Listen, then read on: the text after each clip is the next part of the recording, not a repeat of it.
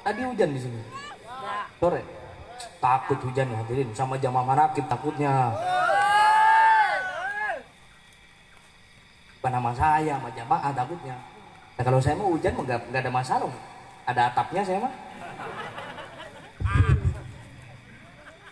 Alhamdulillah. Alhamdulillah. Semoga yang kumpul pada malam ini cintanya dijaga dan dilanggengkan oleh Allah. Di dunia kita berkumpul, kelak di akhirat kita juga akan berkumpul bersama dengan kekasih-kekasihnya Allah. Amin. Allahumma. Nih hadirin, kalau kalian cinta itu enak. Gak usah repot-repot. Tahu kitmir? Tahu kitmir apa enggak? Anjing, tahu anjing? Tanya oke nih? Kita asu. Tanya oke nih? Pasya lah. Nah, anjing hadirin. Anjing itu najis mughalaqah, najis yang sangat besar. Najisnya itu udah najis kelebihan najis sudah. Tapi dia masuk ke dalam surganya Allah hadirin. Ini anjing hadirin. Kenapa kok dia bisa masuk ke dalam surganya Allah? Lantaran punya cinta. Cinta kepada siapa? Ashabul Kahfi, walinya Allah, kekasihnya Allah. Ketika itu Ashabul Kahfi itu dikejar oleh prajurit raja. Lalu dia ini sembunyi di dalam gua. Dia niat cuma mau istirahat karena capek, udah lari berhari-hari. Masuklah ke dalam gua ini Ashabul Kahfi ini. Ashabul Kahfi itu adalah 7 pemuda. 7 pemuda. Saya gini-gini kita tahu hadirin. Dari kata orang goblok kita tahu saya kalau cerita begini mah. Asal jangan ngajakin debat kitab ge. Alhamdulillah. Jadi Ashabul Kahfi ini masuk ke dalam gua. Masuk ke dalam gua, di situ ada anjing hadirin. Dan nggak tahu ini anjing milik siapa, nggak tahu, nggak ada situ. Kalau anjing ketemu sama orang yang nggak dikenal, ngegonggong apa enggak? Menggonggong apa enggak? Menggonggong. Tapi ini ketemu dengan Ashabul Kahfi tidak bersuara hadirin, dia diam. Akhirnya Ashabul Kahfi ini tidur. Tidur itu selama 350 tahun. Coba bayangin, tidur seharian juga capek, bangun-bangun, badan guys para regel kabeh ya. Iya biasa nata. Makan awaknya gede. 350 tahun itu tidur Ashabul Kahfi hadirin. Ini bangun duitnya udah nggak laku. Kenapa? Karena sudah perubahan zaman. Tidur sudah 350 tahun yang lalu duitnya masih ada. Ini jenggotnya panjang, rambutnya panjang. Tapi ini anjing masih ada hadirin. Masih ngikutin dengan Ashabul Kahfi. Setelah Ashabul Kahfi ini wafat, anjingnya pun mati. Betul kan? Anjingnya pun mati. Lalu Ashabul Kahfi namanya kekasihnya Allah lewat masuk ke dalam surganya. Surganya Allah. Ini anjing di belakang ngebuntutin. Kalau kata orang Cibitung mah tempat kelahiran saya, ngintilin. Ngintilin, cek budak Sunda mah ngilu. Tabonceng. Nuturkeun. Masya Allah. Ngikutin ini yang namanya anjing, dijegat sama malaikat. Mau kemana kamu hai anjing? Saya mau ngikut bersama Ashabul Kahfi. Di sini bukan tempatku katanya malaikat. Kamu itu najis mughalaqah. Lalu katanya anjing, bukankah katanya Allah barang siapa cinta kepada kekasihku maka patut baginya untuk masuk ke dalam surgaku bersama kekasihku. Ini anjingnya Dede. Ini ngadu kepada Allah. Ya Allah, gimana ini anjing sikit mir ini ya Allah? Wahai malaikat, biarkan dia masuk ke dalam surgaku. Dia layak untuk berada dalam surgaku karena cintanya kepada kekasihku. Ini anjingnya hadirin. Makanya kalian kalau sudah cinta dengan ulama, sudah cinta yakin kepada Allah sudah. Gak usah mengharap-harap surga yang penting. Ibadah kadang orang ibadah ngarepinnya surga. Repot urusan hadirin. Sedangkan kamu sholat aja bacanya apa? Inna sholati wa nusuki wa mahyaya wa mamati lillahi rabbil. Apakah ada di situ mengharapkan kamu supaya masuk surga? Apakah di situ ada bosan yang dinyatakan kamu akan masuk neraka? Tidak, semua sholatku, ibadahku, hidupku, matiku semua karena Allah. Maka gak usah ngarep-ngarep surga kejauhan hadirin, ngarep surga kejauhan. Lu besok nih mikir nih, besok makan apa kagak gitu, udah gelap-gelap kagak tahu. Situ besok hidup, masih hidup apa udah mati kita kagak tahu. Kalau surga kejauhan turunan saeuti tong ke surga heula. Cek abah ge ada surga dunia, ada surga akhirat. Benerin dulu aja buat surga dunianya, baru ntar surga akhirat urusan Allah. Gak usah dipikirin. Semua kok yang mengatur itu ada Allah. Kalau katanya Abah Yai, hidup ini sebagai film, Allah adalah sutradara dan hamba kita ini sebagai pemerannya, aktornya. Bayangin nih, kalau mau hidup enak bayangin yang cowok misalkan, bayangin situ jadi Vino G. Bastian, ya, jadi Iko Uwais, anu bisa silat, bayangkan dulu kusia. Aing kerjalankan peran jadi Vino G. Bastian, aing, gagah eta. Alhamdulillah, udah jalani. Semua yang ngatur adalah, yang katanya Abah itu hidup ini bagikan sebuah film. Allah sutradara, kita sebagai aktornya, sebagai pemerannya, sebagai pemainnya. Lah kalau jadi aktor udah acting yang bagus, nurut sama sutradara, jangan kebanyakan protes. Kalau kebanyakan protes gak dipakai lagi di film selanjutnya, hadirin. Dan kalau sudah jadi aktor, sudah jadi pemain, jangan bikin film di dalam film, biar filmnya kagak rusak. Betul apa enggak? Kalau udah jadi aktor, udah aktor aja, gak usah sosok jadi sutradara. Wong lagi main film, bikin film, rusak filmnya, hadirin. Gak ketemu benang merahnya tuh, gak ketemu. Paham apa enggak? Lamun teu paham balik paham sorangan sialah. Kudu dipahaman wae sia teh. Da aing kan mikir. Sia unggul mikir, aing mikir. Bayangan bahan ceramah naon ieu? Aing mikir. Alhamdulillah. Masih lanjut. Dengarlah, minum. Tapi ini acara gawat. Ini perabot digantung, ini ada buaya digantung. Saya baru tahu ada buaya digantung. Gawat Sokolimo ini, buaya digantung buat perebutannya. Alhamdulillah. Enak apa enggak kalau ngaji ada cinta? Enak hadirin.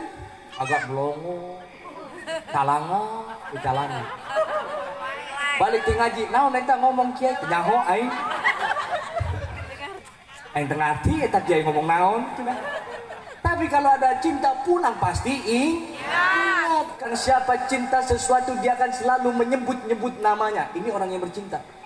Dan orang yang bercinta setelah bertemu orang yang dia cinta, rindu itu akan selalu datang dan tidak akan pernah pudar. Kenapa? Karena cinta masih tertanam di dalam hatinya. Kalau cinta itu sudah tidak ada, maka sirnalah rindu itu tidak akan pernah datang lagi. Betul apa enggak? Betul apa betul? Sekarang jamaah Manaqib baru kemarin malam minggu, kangen apa enggak? Kangen, itulah bukti orang yang punya cinta. Jangankan cuma sehari, 1 jam tidak bertemu pun dia akan merasakan rindu yang menggebu-gebu di dalam dada. Kalau orang sudah punya cinta, itu akan timbul kepekaan sosial. Betul apa enggak? Misalkan gini, Bu, Bapak pernah muda. Kalau zaman saya masih main HP, kalau zaman ibu bapak surat menyurat. Betul apa enggak? Kalau yang masih muda-muda masih ada zaman HP, dulu masih SMS. Betul apa enggak? Kalau sedang dengan kekasihnya SMS, udah dulu ya. Sinyalnya lagi jelek nih, berarti minta pulsa. Itu kepekaan orang yang punya cinta. Gak usah dia ngomong pulsa saya habis, sinyalnya lagi jelek, langsung diisi kontleng masuk ke SMS, pulsa 25.000. Anu baheula mah 7.000. Baheula mah goceng eta Indosat baheula. Mentari kartu dulu mentari, bukan Indosat, mentari. Masuk goceng we. Nah, itulah kepekaan orang yang punya cinta. Begitupun Allah, hadirin. Kalau kamu sudah cinta kepada Allah, kamu sudah merasakan Allah di dalam segala kerja perbuatan kamu, kamu selalu bersyukur kepada Allah, tidak pernah mengeluh dengan apa yang Allah tentukan. Gak perlu kamu minta, Allah akan memberikan terhadap diri kamu, wahai saudaraku. Betul apa enggak? Kenapa? Karena Allah juga sudah cinta.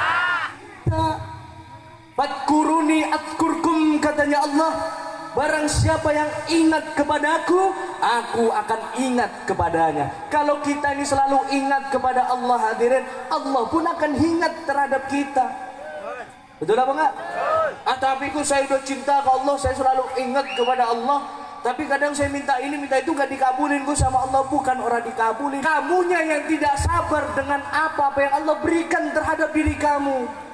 Makanya kalau kamu punya keinginan, kamu punya harapan, kamu punya impian, jangan terlalu sibuk dengan apa yang kau harapkan sehingga membuat dirimu lalai dengan apa yang telah Allah berikan terhadap diri kamu. Betul? Makanya kalau jadi orang punya impian, jangan terlalu sibuk ngarepin apa yang diingin. Jadi lupa kamu bisa makan, itu sudah pemberian dari Allah, syukurin, bukan malah ngeluh. Kan? Itu sudah pemberian dari Allah. Bahkan kemarin saya cerita di tempatnya Ustadz Romli ya, kan itu ada zaman Nabi Musa, itu namanya Bal'am. Itu dia saking tidak mau berbuat maksiat hadirin, tidak mau punya dosa, dia sampai pergi ke hutan biar ibadahnya itu lancar, biar matanya nih gak maksiat, biar tangannya nih gak maksiat, mulutnya nih gak maksiat, gak berbuat dosa. Pergi ke hutan ibadah selama 500 tahun. Bayangin ibadah 500 tahun hadirin. Coba lamun ayuna ini umur 70 kayak guys. Betul apa enggak? 500 tahun ibadah. Akhirnya dia itu meninggal, dimasukkan ke dalam surga oleh Allah. Lalu ditanya malaikat, keluarkan namanya siapa? Bal'an itu. Ditanyakan oleh Allah, wahai Bal'an, kenapa kau bisa berada dalam surgaku, katanya Allah. Lalu Bal'an berkata, karena saya ibadah ya Allah, 500 tahun saya tidak berhenti ibadah kepada panjenengan. Saya tidak pernah berbuat dosa, saya tidak pernah maksiat. Bukan itu kamu bisa masuk ke dalam surgaku, katanya Allah. Tah bayangkan kusia eta batur ibadah 500 tahun. Eta asup surga cek Allah ke lain eta, manehna asup ka surga. Coba bayangkan kusia. Supaya kita tidak selalu mengeluh kepada Allah. Bayangin 500 tahun. Kita kadang sholat 5 waktu, kadang yang dijalanin 1 doang. Kadang yang dijalanin ada yang subuhnya doang. Saya mah subuh aja dah, pahalanya kan lebih gede, mata lu. Semua yang namanya kewajiban itu pahalanya gede hadirin. Apalagi panjenengan datang ke tempat majelis-majelis zikir, itu lebih gede lagi. Bukan cuma pahala yang kamu dapat, rahmatnya Allah kamu dapat, cintanya Allah kamu dapat, bener itu. Lalu Bal'an ini masih kekeh dengan pendiriannya. Dia bisa masuk ke dalam surga lantaran ibadahnya kepada Allah. Lalu katanya Allah, kamu bisa masuk ke dalam surgaku itu bukan karena ibadahmu wahai Bal'an, tapi lantaran rahmatku, katanya Allah. Rahmat hadirin. Ada yang namanya rahmat? Lah mana ditnya? Yang nempo aing. Banget nangos kumaha eta si rahmat. Jadi karena rahmatnya Allah hadirin, makanya ibadah kita ini belum tentu bisa nolong kita hadirin, belum tentu. Kenapa kok bisa belum tentu? Kalau kita masih merasa memiliki ibadah itu adalah milik kita. Sedangkan kita di sholat, inna sholati wa mahyaya lillah rabbil alamin. Sesungguhnya sholatku, ibadahku semua karena Allah. Diri kamu merasa memiliki ibadah itu kebatilan yang nyata wahai saudaraku. Kamu merasa kau punya sodako, itu adalah kebatilan. Supaya ibadahmu menjadi hak, menjadi benar, datangkan Allah di dalam segala kerja perbuatanmu, maka itu akan menjadi hak benar kepada Allah. Betul? Supaya kamu itu tidak merasa lebih baik daripada orang, merasa lebih tinggi dari orang. Betul apa enggak? Biar kiai yang ada di sini, mana ada yang merasa tinggi? Tidak ada.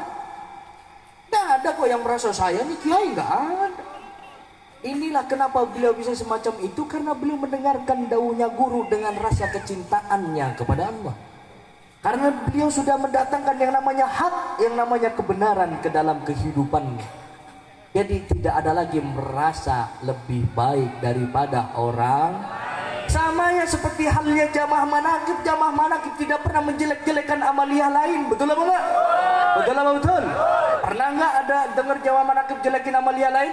Enggak ada, hadirin. Kenapa? Karena sudah dididik oleh guru supaya menghargai satu sama lain, menghormat satu sama lain, sama-sama menjalankan menuju kepada, cuma kendaraannya yang beda.